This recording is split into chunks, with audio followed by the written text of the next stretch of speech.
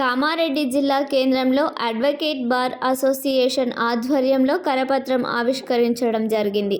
ఈ సందర్భంగా bar association అధ్యక్ష ప్రధాన కార్యదర్శులు నంద రమేష్, బండారి సురేందర్ మాట్లాడుతూ, రాష్ట్ర న్యాయవాదుల జేఏసీ పిలుపు మేరకు కొన్ని డిమాండ్లతో కూడిన కరపత్రాన్ని ఈరోజు కామారెడ్డి బార్ అసోసియేషన్ హాల్లో ఆవిష్కరించారు.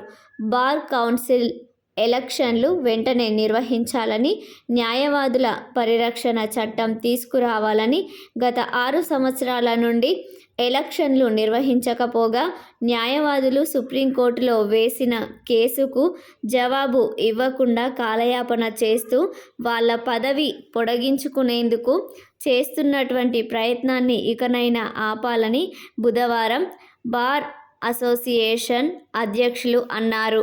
బార్ కౌన్సిల్ ఎలక్షన్లు 2 నెలలలోపు బార్ కౌన్సిల్ సభ్యులు నిర్వహించాలని, లేదంటే న్యాయవాదుల జేఏసీ చలో హైదరాబాద్కు పిలుపునివ్వడం జరుగుతుందని తెలిపారు.